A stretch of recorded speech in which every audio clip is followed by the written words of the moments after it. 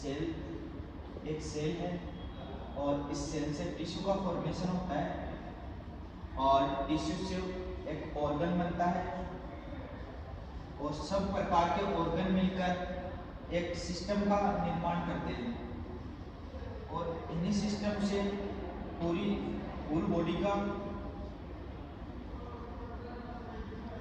पूरी complete body बनती है ना। सेल है वो डिवाइड करती है और अपनी ही जैसी रेप्लिकेट कॉपी बनाती है। जैसे ये एक सेल है, ये सेल डिवाइड करके अपनी जैसी दो सेल बनाएगी और इन्हीं दो सेल से फिर दो सेल और बनेगी जिसको अपन डॉटर सेल बोलते हैं। और जिस सेल से डिवाइड करती है उस सेल को पेरेंट सेल बोलते हैं, पेरेंट सेल और डॉटर सेल।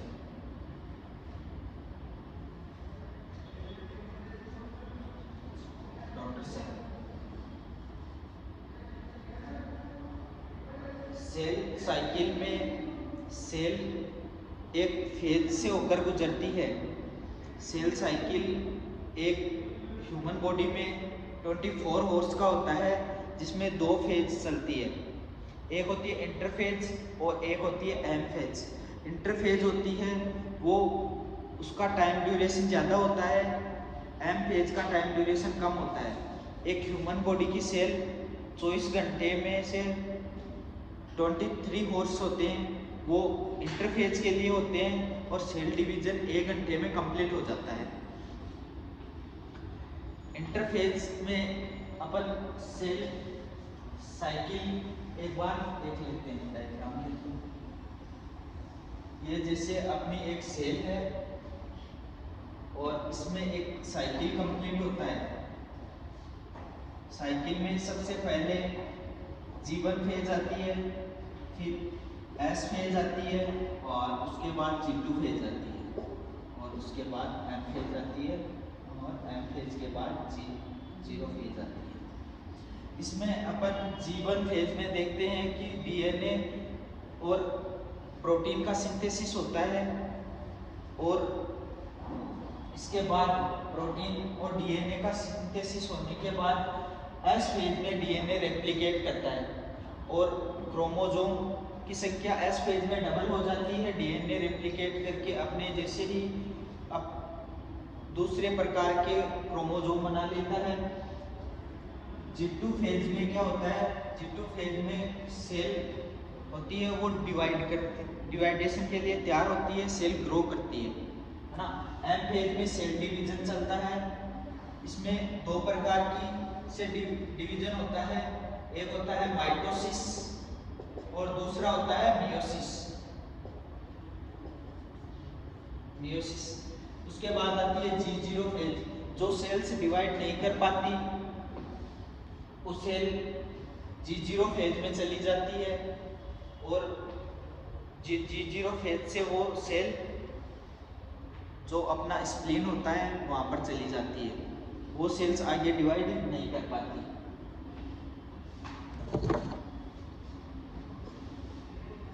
इसके बाद cell division, cell division mostly M phase में चलता है। एम फेज में दो फेज होते हैं, एक होता है माइटोटिक डिवीजन और एक होता है मियोसिस डिवीजन। बेसिकली अपन माइटोटिक डिवीजन को 4 फेज में डिवाइड करते हैं जिसमें है एनाफेज, नहीं इसमें फर्स्ट होती है प्रोफेज, फिर होती है मेटाफेज, फिर आती है एनाफेज, उसके बाद टेलोफेज। सेल डिवीजन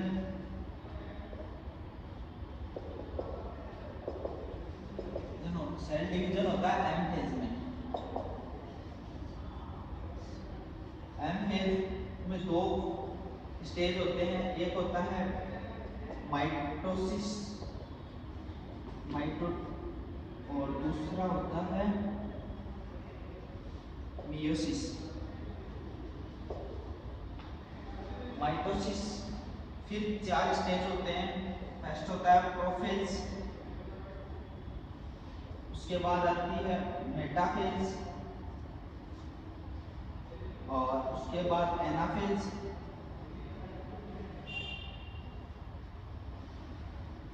एनाफेज सबसे शॉर्टेस्ट फेज होती है। उसके बाद आती है टीलोफेज। माइटोसिस में एक सेल है, वो डिवाइड करके अपनी जैसी ही दो अन्य सेल को दो अन्य डॉटर सेल को बनाती है। इस दोनों डॉटर सेल में सेम नंबर ऑफ क्रोमोसोम होते हैं, 20, मतलब it means 46 chromosomes daughter cell में आएंगे। और इसका साइटोप्लाज्म भी डिवाइड होता है। उसके बाद मियोसिस। मियोसिस में इसमें माइटोसिस में जो सेल आएगी, जो डॉटर सेल आएगी, वो डिप्लॉइड टाइप की होगी।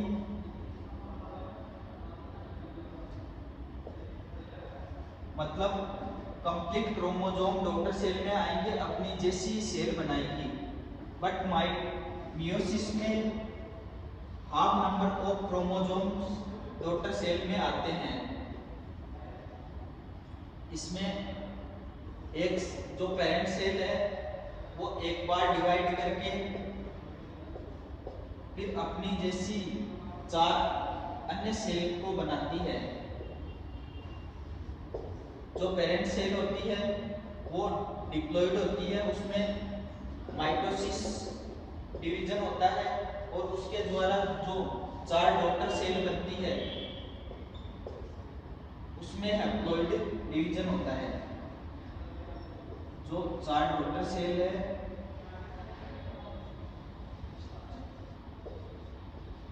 डॉटर सेल, इसमें हैप्लॉइड डिवीजन होता है।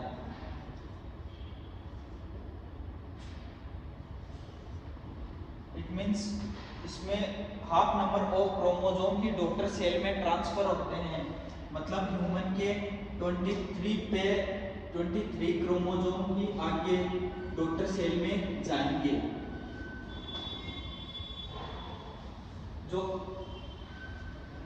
आगे डॉटर सेल में जाते हैं। अब अपन देखते हैं कि माइटोसिस में जो 4 फेज हैं वो किस प्रकार होते हैं, किस प्रकार वो डीएनए का रेप्लिकेशन करते हैं।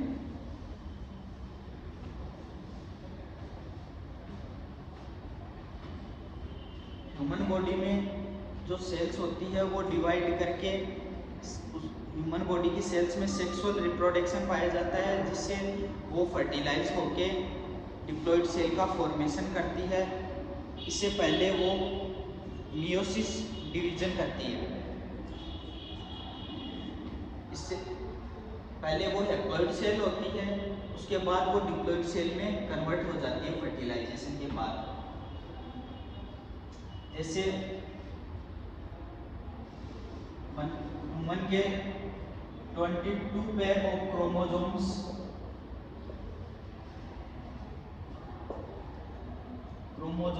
ऑटोसोम होते हैं, जो नेक्स्ट जनरेशन में या डॉटर सेल में ऐसे के ऐसे आते हैं। और 1 पेयर ऑफ क्रोमोसोम 6 क्रोमोसोम होते हैं। 1 पेयर ऑफ क्रोमोसोम 6 क्रोमोसोम होते हैं, जो सेक्स का डिटरमिनेशन करते हैं। XX क्रोमोसोम फीमेल में पाए जाते हैं, जबकि XY क्रोमोसोम मेल में होते हैं।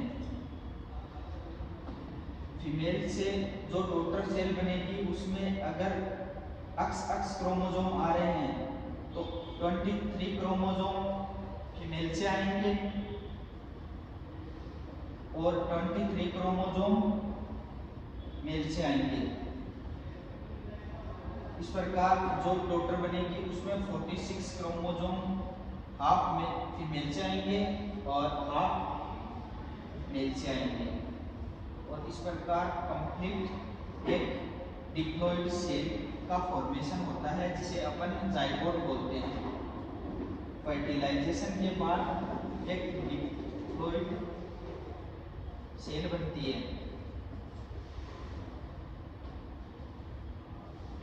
इस प्रकार ह्यूमन में सेक्स डिटरमिनेशन होता है।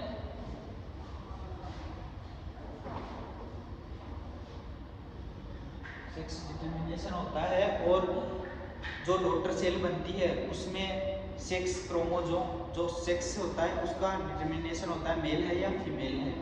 इसके बाद अपन देखते हैं माइटोसिस। माइटोसिस में फर्स्ट होती है प्रोफेज। प्रोफेज में क्या होता है कि सेल है वो डिवीजन के लिए तैयार होती है। इसमें सबसे पहली प्रोसेस ये होती है कि इसमें सेल के जो बाकी ऑर्गेनल्स है जैसे गोल्जी कॉम्प्लेक्स है या एंडोप्लाज्मिक रेटिकुलम है, माइटोकॉन्ड्रिया है, वो धीरे धीरे डिस्पियर होने लगते हैं। उसके बाद जो सेल मेम्ब्रेन है वो धीरे धीरे डिस्पियर होने लगती है और जो क्रोमेटिन है उसकी कंडेंसेशन बढ़ जाती है और उसमें क्रोमोसोम क्लियर विजिबल होते हैं। जैसे ये न्यूक्लियर मेम्ब्रेन है, इसमें क्रोमोसोम एकदम क्लियर विजिबल होंगे और कुछ समय बाद ये क्रोमोसोम पूरी साइटोप्लाज्म में फैल जाते हैं। यह पूरी प्रोसेस प्रोफेज में चलती है। जैसे ही क्रोमेटिन का कंडेंसेशन बढ़ेगा ये क्रोमोसोम है वो पूरी सेल में फैल जाएंगे। इसके बाद ये पूरी प्रोसेस चलती है प्रोफेज में। नेक्स्ट जो स्टेज आती है वो आती है मेटाफेज।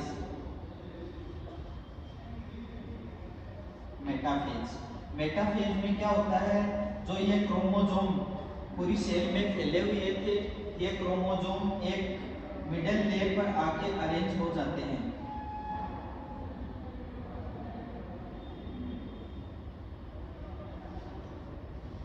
ये क्रोमोसोम एक मिडल लेयर पर आकर अरेंज हो जाते हैं और ये क्रोमोसोम का जो सेंटर पॉइंट है जिसको अपन बोलते हैं सेंट्रोमियर,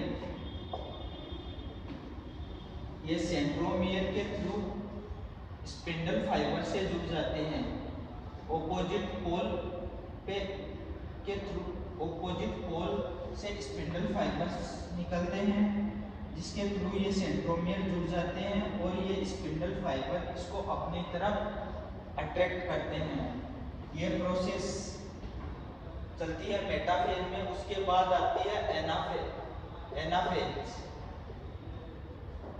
एनाफेज इसकी सबसे शॉर्टेस्ट फेज होती है। इसमें सेल में ये जो क्रोमोसोम है ये इसमें ये स्पिंडल फाइबर्स संकुचित होते हैं। संकुचित होने पर ये जो क्रोमोसोम है वो ऑपोजिट पोल की तरफ खींच जाते हैं जिसमें सेंट्रोमियर ऊपर की ओर तथा इसके क्रोमेटिन जो है वो नीचे की तरफ होते हैं।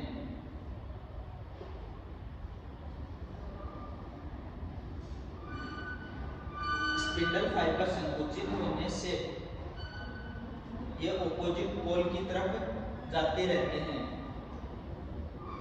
और जो ये सेल है वो ओव्यूल शेप में चेंज हो जाती है। इसके बाद आती है अपनी टेलोफेज।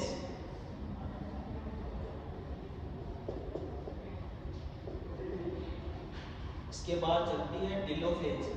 टेलोफेज में जो सेल है वो एक ओव्यूल शेप में चेंज हो जाती है और ये जो क्रोमोसोम है ये स्पिंडल फाइबर के थ्रू ऑपोजिट पोल की एंड पॉइंट पर चले जाते हैं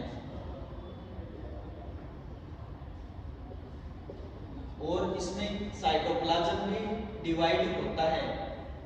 साइटोप्लाज्म डिवाइड होने के बाद इस पर दो कट प्रोड्यूस हो जाते हैं। कट प्रोड्यूस होने के बाद सेल दो पार्ट में डिवाइड होती है। जो साइटोप्लाज्म इसमें डिवाइड होता है उसको अपन साइटोकाइनेसिस भी बोलते हैं। साइटोकाइनेसिस सेल का साइटोप्लाज्म डिवाइड होता है उसको बोलते हैं अपन साइटोकाइनेसिस। इसके बाद साइटोकाइनेसिस के बाद दो डॉटर सेल का फॉर्मेशन होता है और दोनों में अपने अपने chromosome, same number of chromosome इसके ऑपोजिट पोल पर चले जाते हैं।